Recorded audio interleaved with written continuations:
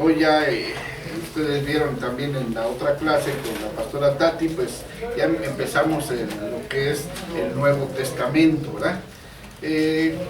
Pues como ustedes a lo mejor se preguntarán, ya pasamos a otro manual, ¿no? Lo que pasa que si nosotros vemos, cuando estábamos viendo el Antiguo Testamento, pues dice que es un panorama, ¿sí? O sea, es un panorama, es algo muy general, ¿sí? Porque imagínense, llevaríamos mucho tiempo para estudiar simplemente cada libro, ¿no? Entonces es un panorama. Entonces por eso pues no hay mucho tiempo para adentrarse a cada uno de ellos, pero bueno, más adelante precisamente ya se empiezan a ver ya en específico ciertos libros, ¿ya? Pero bueno, es un panorama y ahora ya iniciamos con el Nuevo Testamento. Sabemos que el Nuevo Testamento, bueno, también se compone, ¿verdad? Se compone de los evangelios, de varias epístolas, de varios libros. Hoy vamos a ver la vida de Jesús y los evangelios, ¿sí? Pero no vamos a ver realmente los evangelios a detalle, sino vamos a ver realmente la vida de Jesús en los evangelios, ¿sí? Porque no es lo mismo los evangelios y la vida de Jesús, sino es lo contrario, le damos la prioridad al Señor Jesús, a la vida de Jesús y los evangelios. Entonces ese es el tema de hoy. Vamos a iniciar. Bueno, primeramente pues lo que tenemos que empezar es con alguna fuente, ¿verdad? Una fuente de información acerca de lo que es Jesús, ¿verdad? Aquí nuestro manual dice los 4 evangelios, que es Mateo, Marcos, Lucas y Juan, ¿verdad? Ya sabemos, son esos los 4 evangelios, son nuestras fuentes primarias para aprender acerca de Jesús. Entonces, si nosotros queremos conocer de Jesús, tenemos que venir a los evangelios, ¿sí? Por eso dice que son las fuentes primarias. O sea, no quiere decir que sean las únicas, pero bueno, son las principales, ¿verdad? Por eso dice primarias. Perdón, ¿esto vienen en o igual nos van a mandar las diapositivas? En el manual viene, mi hermanito, sí. Sí, de hecho fue el primero de todos, sin gustar, no hay problema. Sí, pero viene, sí, hermano. De hecho, sí, voy tomando partes, no es todo, es gran cantidad de información, ¿no? Pero bueno, lo esencial, bueno, de alguna manera lo que el Señor sí me permitió poner, es lo que traemos hoy. Entonces dice que son las fuentes primarias, ¿sí? Segundo punto, podríamos ver que aunque algunas de las epístolas probablemente se escribieron, ¿verdad?, antes de los evangelios, estamos en lo correcto al usar la palabra evangelios para brindarnos tanto información factual como teológica en cuanto a Jesús. O sea, factual quiere decir formal, ¿no? Información que sea verídica, formal, como teología en cuanto a Jesús, ¿sí? Él dice que las referencias a Jesús fuera de los evangelios son tan pocas que ofrecen poca ayuda al intentar reconstruir su vida. Sabemos que los evangelios se centran más en el ministerio del Señor Jesús. Realmente no narra toda su vida, ¿sí? Entonces, por eso dice aquí aprendizajes acerca de Jesús, porque realmente no hay un documento, un escrito donde narre toda su vida. O sea, esto se ha recabado a través de muchos escritos, mucha información, pero realmente no hay algo que describa desde que nació hasta que murió. Sí, la Biblia nos describe precisamente pues el ministerio principalmente de Jesús, ¿verdad? Entonces por eso aquí nos dice que las referencias a Jesús fuera de los evangelios son tan pocas que ofrecen poca ayuda, ¿sí? O sea, hay información pero no es tan abundante. Entonces dice que ofrecen poca ayuda al intentar reconstruir su vida, ¿sí? O sea, la vida de Jesús. Entonces dice, estas referencias, por eso lo puse ahí con rojo, estas referencias no tienen valor para proveer una fuente de información confiable en cuanto a Jesús, ¿sí? O sea, entonces nosotros todo lo que nos digan, lo que nosotros podamos a lo mejor investigar por fuera, que no esté plasmado en los evangelios, pues realmente es una fuente que pues sí nos sirve para a lo mejor de alguna manera complementar información, pero realmente aquí dice que no es una información confiable, ¿verdad? En cuanto a Jesús, porque entonces no es una información confiable, porque pues hay muchos escritores, muchos estudiadores de la palabra que tienen pues algunas otras opiniones, ¿verdad? Entonces realmente lo que sí es confiable es lo que está en los evangelios, es lo que sí podemos decir que es algo real, ¿no? Entonces dice, sin embargo, brindan evidencia en cuanto a su vida y a su muerte. Entonces estos evangelios que están, bueno, esta información que están fuera de los evangelios sí nos ayuda, precisamente dice aquí, para evidencia en cuanto a su vida y muerte de Jesús.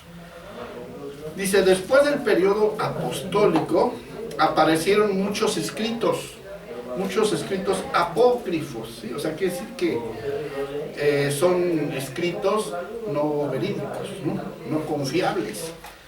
Dice, con el propósito de proveer información en cuanto a la vida de María, la niñez de Jesús y la correspondencia de Pilato, dice. Estos documentos, llamados a veces los evangelios de la infancia, son una colección dispareja de imaginación piadosa y falsedad completa, y no nos ayudan a evaluar la vida y el impacto de Jesús. O sea, realmente no son confiables, ¿verdad? O sea, realmente pues sí hay este tipo de documentos que nos ayudan precisamente pues a saber más sobre la vida de él, ¿verdad? Pero realmente dice que los han sido a veces pues mal enfocados, de que aquí nos muestran un aspecto piadoso y a veces falsas pues sí, de alguna manera enseñanzas, ¿verdad? Conforme de la vida de Jesús. Entonces no es tan recomendable esos documentos. Aquí en nuestro manual habla de varios personajes. Por ejemplo, dice aquí el historiador judío Josefo dijo de Jesús que era un hombre sabio, ¿sí?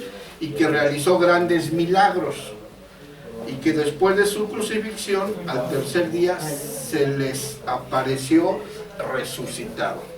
Entonces, bueno, eso es lo que él habla, ¿cómo se llama?, de Jesús. Y esto, bueno, realmente pues sí se asemeja a lo real, ¿verdad? Pero hay otros que no.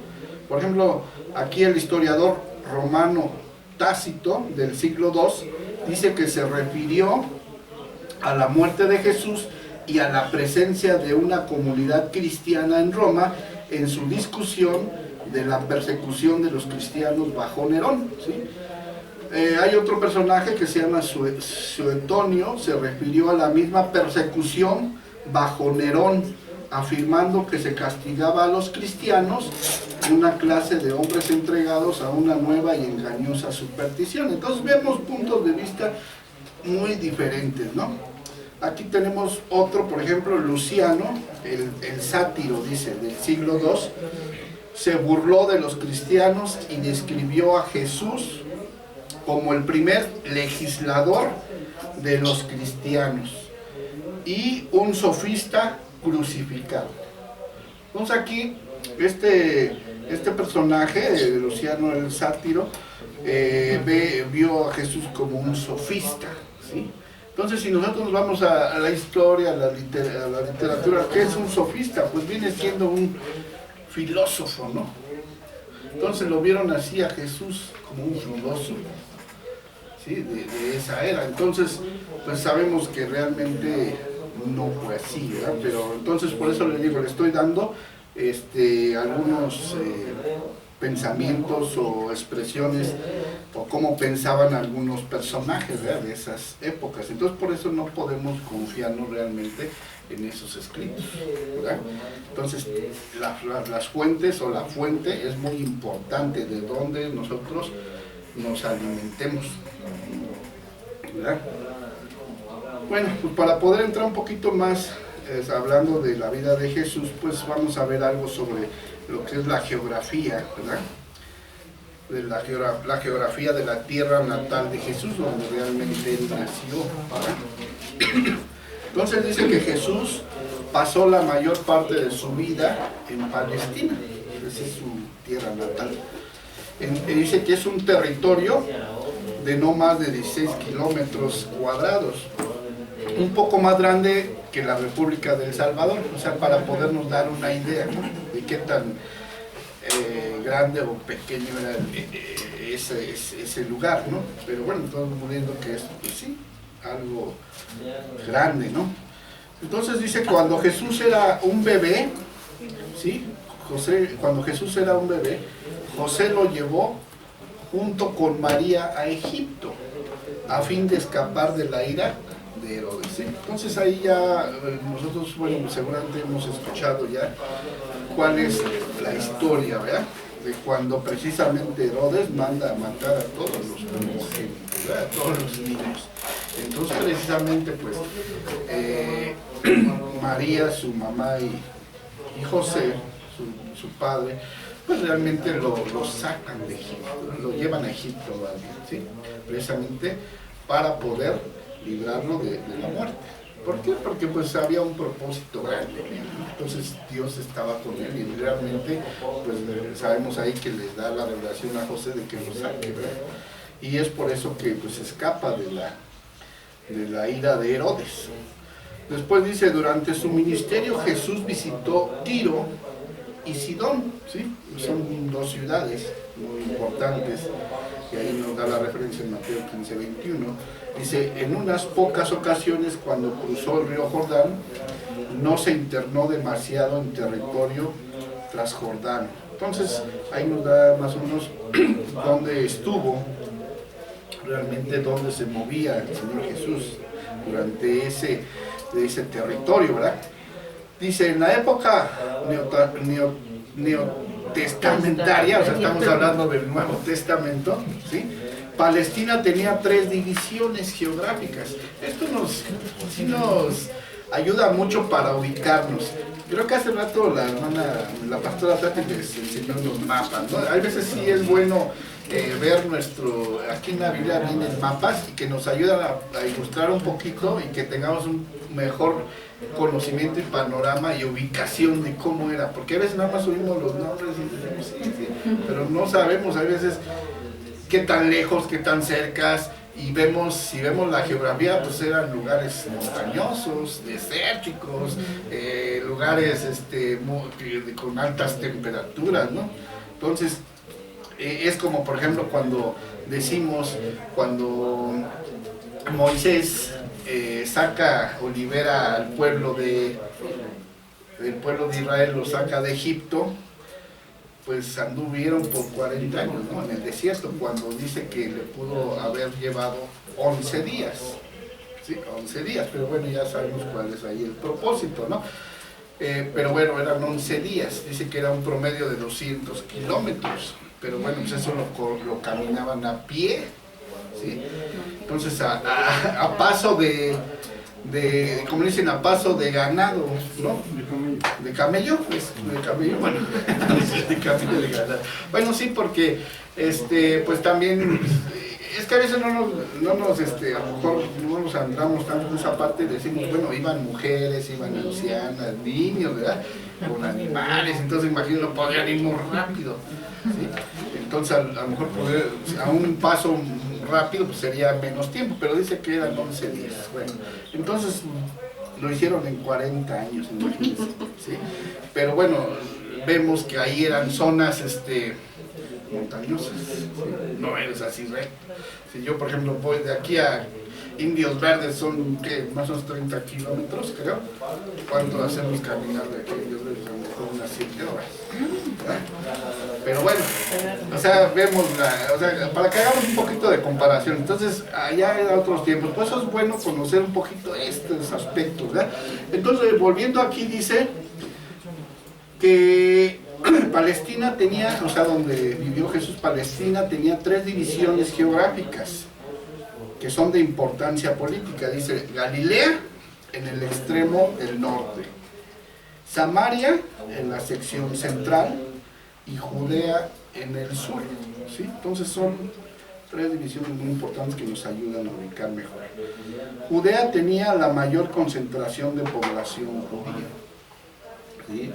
Galilea tenía una gran población gentil viviendo en medio de los judíos. Entonces vean, ahí podemos ubicar, ¿no?, que estaba dividido los judíos, la población gentil, y en Samaria tenía una población de razas mezcladas, o sea, una combinación de ambas, ¿no? Entonces esto también nos ayuda mucho para cuando leemos la Biblia, pues vemos que en esos lugares pues, se concentraba la mayor parte judía y en Galilea los gentiles, ¿no? Entonces ahí nos ayuda mucho esta información. Y dice, Samaria tenía la población de razas mezcladas que miraban a los judíos con desprecio. La mayor parte del ministerio de Jesús ocurrió en la áspera Galilea, ¿verdad? Y entre Galilea y Jerusalén. Entonces podemos ver que realmente era donde estaba la población gentil, ¿sí? Bien, entonces dice las enseñanzas de Jesús, enfocándonos un poquito a lo que hizo Jesús, ¿sí? Dice, el verbo griego para enseñar es didasco, aparece 10 veces en el Evangelio, ¿sí? En el Evangelio de Mateo, refiriéndose a las actividades educativas de Jesús, ¿sí? Este énfasis sobre la enseñanza también es prominente en Marcos y en Lucas, o sea, no quiere decir que nada más en Mateo, pero ahorita enfocándonos a Mateo dice que aparece 10 veces esa palabra de enseñar, ¿sí? Y bueno, ¿por qué aparece? Pues porque precisamente se enfoca a lo que el Señor Jesús hizo y enseñó en ese tiempo en su ministerio, ¿verdad? ¿Qué método de Jesús ocupó para la enseñanza? Bueno, dice, aquellos que oyeron la enseñanza de Jesús fueron atrapados por la autoridad con la cual hablaba. Entonces, aquí hay un punto importante, dice, fueron atrapados con la autoridad con la que hablaba. O sea, Jesús tenía autoridad, ¿no? Autoridad, pues no, sabemos que no es hablar fuerte, gritar, nada de eso. Eso es otra cosa, autoridad, ¿no? Es un mal carácter. Sí, ¿verdad? Eso sería otra cosa. Así es. Entonces, autoridad. Entonces, eso es lo que atrapaba e impactaba a la gente, ¿verdad?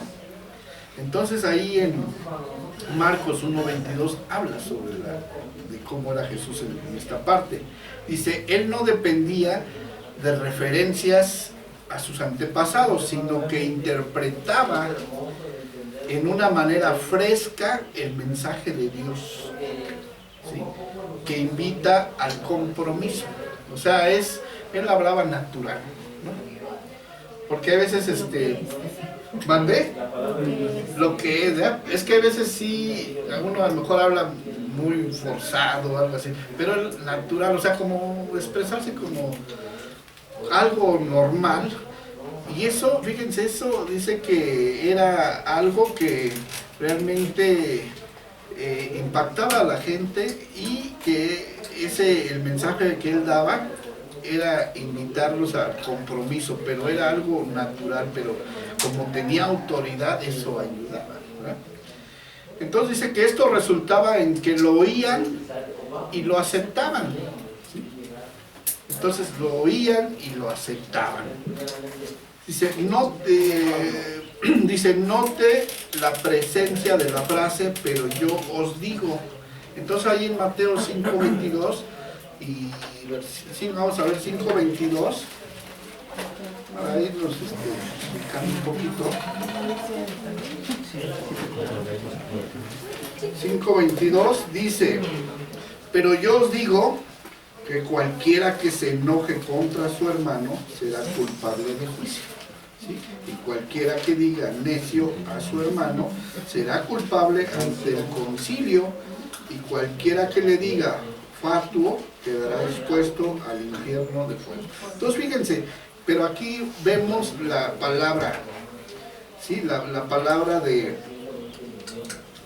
pero yo os digo, o sea, ¿quién lo está diciendo? Él. ¿Y quién era él?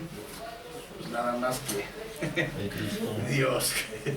¿Sí? Entonces eso, realmente esa frase, ¿sí?, impactaba. O sea, yo os digo, ¿sí? Y vemos el versículo 28 y también vuelve a decir eso, pero yo os digo que cualquiera que mira, para codiciarla, ya adulteró con ella en su corazón. Entonces impactaba, ¿verdad?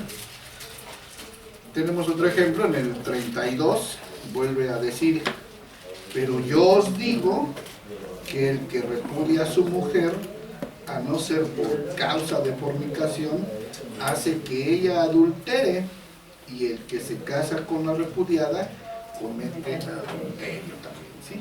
Entonces ahí está hablando él, ¿sí? Pero yo os digo, o sea, les está diciendo, y con esa frase pues los invitaba al compromiso, dice, ¿sí? Y algo fresco, o sea, un lenguaje natural, normal, ¿sí? En el 39 también dice, pero yo os digo, no resistáis al que es malo, antes a cualquiera que te hiere en la mejilla derecha, vuelve también la otra, ¿verdad? Entonces yo os digo, o sea, le estaba invitando a nosotros que ahora sí que no respondiéramos, ¿no?, de la misma manera, ¿no? En el 44 dice, el versículo 44 dice, pero yo os digo, amad a vuestros enemigos. Sí, entonces ahí eso es fuerte, ¿no? Ya quiero ver. Sí, la dice Si que... puedes, libra de mí esta copa. Exacto, ¿no? Sí, exactamente. Es fuerte, porque imagínense, en ese tiempo que no, cómo estaba, pues, la humanidad, o como hoy, ¿no? Y que tú le digas a alguien que no conoce la palabra, que le diga, ama a tus enemigos, me va a mandar a volar, ¿no? O sea, dice, entonces para que haya ese efecto, pues ¿qué tenemos que hacer? Pues pedirle al Espíritu Santo que Él sea el que obre en la vida de las personas, porque por uno, no, o sea, por eso les digo, yo voy y si yo nada más le digo a alguien, ama a tus enemigos, no, van a mandar a volar.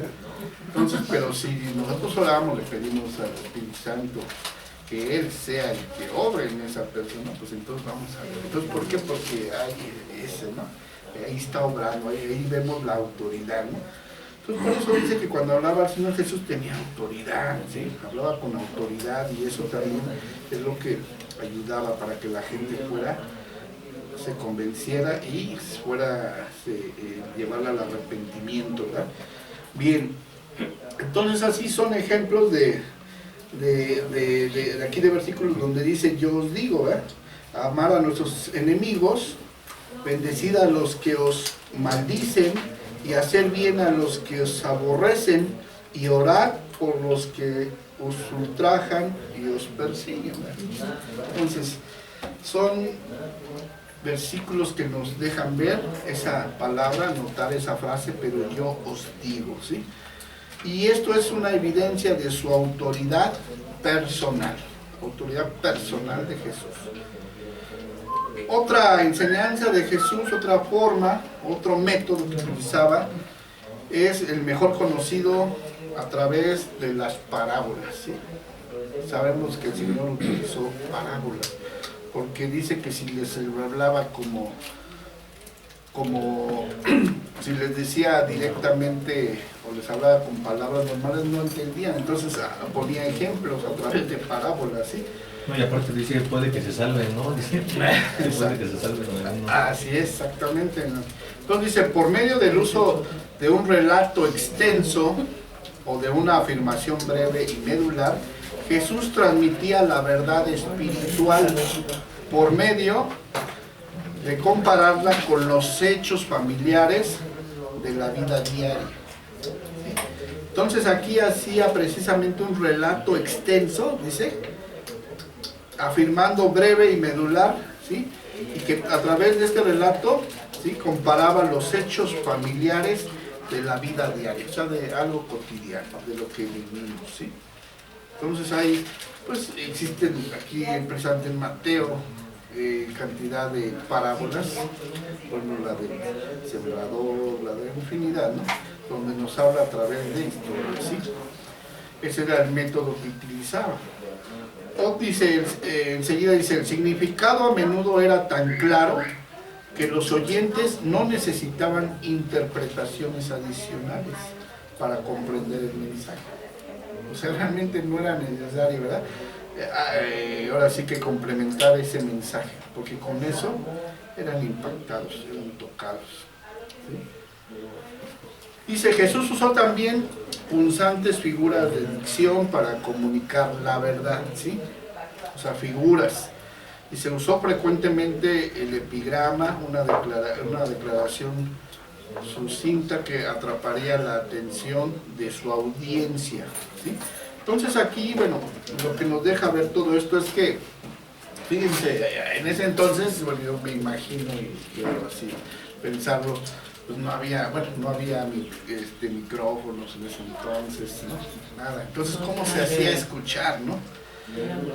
Entonces, pues tampoco yo creo que, bueno, tenía seguramente una voz fuerte, pero bueno, fuerte para que escucharan de aquel lado del cerro, de la colina, pues está medio tremendo, ¿no? Pero, pues sabemos que él era Dios con su sabiduría, él ocupaba, de alguna manera, pues la naturaleza, ¿no? Entonces, él, así es, él se ubicaba en lugares estratégicos para que si el viento iba para allá, por ejemplo, pues su voz, el sonido iba para allá y entonces todo lo escuchaba.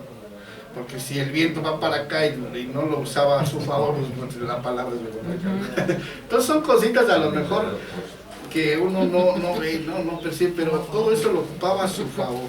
Y eso es lo que ayudaba, ¿no?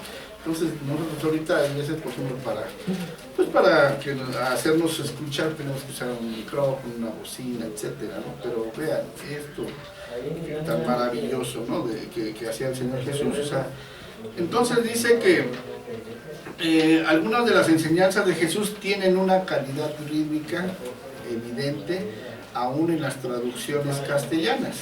Esta cualidad poética ayudaría a la memorización fácil de sus seguidores, ¿sí?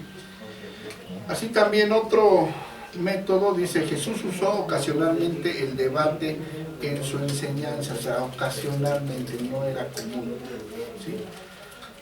Porque no es tan recomendable, ¿no?, en este sentido, porque con lo que él decía, ellos eran impactados, ¿sí? Entonces dice, pero la base se centraba alrededor de la interpretación de las Escrituras y no debatió a partir de premisas abstractas o presunciones filosóficas, ¿sí?